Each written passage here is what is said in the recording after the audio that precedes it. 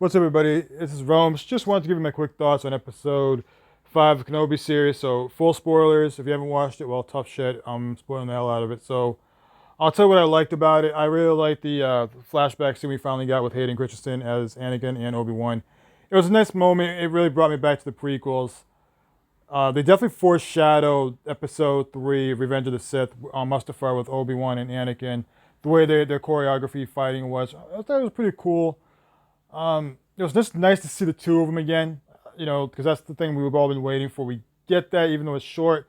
Only issue, I'm sure, like everybody else is complaining about, they didn't DH Hayden Christensen to look like he's in his 20s still. I don't know what's going on with Lucasfilms or Kathleen Kennedy with being really cheap with the show, because the show so far, we've seen less alien creatures. Everything looks very green screen. It just looked really like cheap, and it's like this is supposed to be Kenobi, Obi-Wan series. It's the thing we've been waiting for, and they haven't really delivered that. At least for me, there's some good moments. I'm having a good time watching the show, even though it's mediocre at best so far. But it is disappointing that they're not really putting more money into the show, like we've seen with the Book of Shit and The Mandalorian. The writing, like many people have said, it has been the problem because the writers they have, one of them admit that they didn't really watch Star Wars and didn't really know much about it. I mean, one of them said that they didn't know Vader was Anakin Skywalker. Hence, episode 2 with in the series with Reva saying, Lord Vader lives, and then says yes, Anakin Skywalker lives. Again, another story for another day.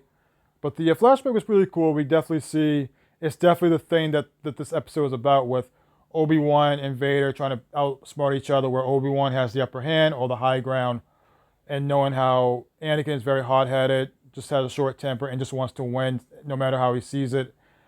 And that was the lesson that Obi-Wan was trying to teach Anakin in the flashback, which is something that sticks with Vader because he knows Obi-Wan's going to be strategic and try to outsmart him in some way, but he still hasn't learned that yet. And it kind of calls back to In A New Hope, where he says, the last time we met, I was nothing but the learner, now I'm the master.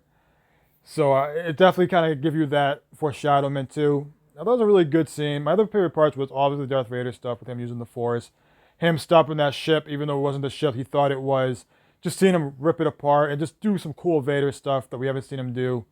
So the Vader stuff has been fantastic in the show so far. The writing, like I said, I don't know who thought it was a good idea to do 6 episodes. Might get Kathleen Kennedy.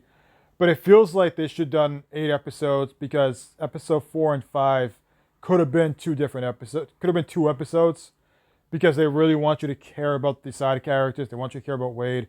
They want you to care about Tala. They want you to care about O'Shea Jackson's character. And Kamoji, sorry if I'm butchering the name, but the character we met in episode 2, who thinks he's a Jedi, wants to be a Jedi, who, again, he's like the Jar Jar Binks of this show, in my opinion, because he's very clumsy. As we saw him drop the communicator that had Organa letting Obi-Wan know that, about the boy and Luke Skywalker and stuff, which we'll get to, because, again, if you read the leaks, that's where it's going, because that's where episode 5 ended.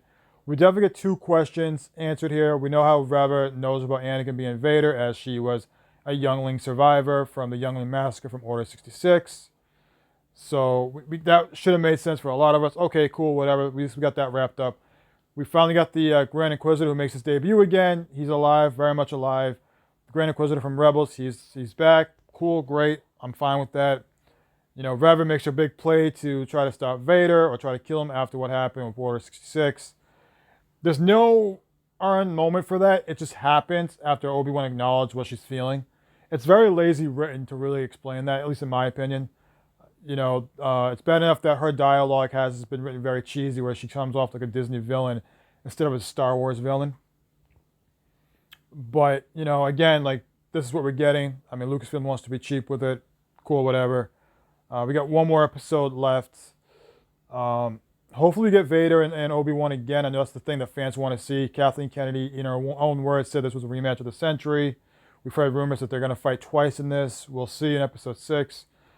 Overall, the show has been mediocre at best. It's definitely better than the Book of Shit, in my opinion, but not as good as The Mandalorian. As The Mandalorian really, again, that's just Dave Filoni's baby with Mandalorian and Jon Favreau, even though the Book of Shit was shit. But, we'll see what happens with episode 6. We got one more episode. hopefully they leave on a good note. To me, the story is best remembered with how it ends versus how it started.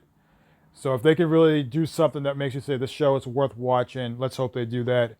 But let me know what you guys think. I'm not going to give you a score. I'm going to give my score of the whole show once episode 6 comes out. But please let me know what you guys think. Let me know what your favorite moments are from this show, from this episode. Y'all have a good one. Please click like, subscribe. Peace out, everybody.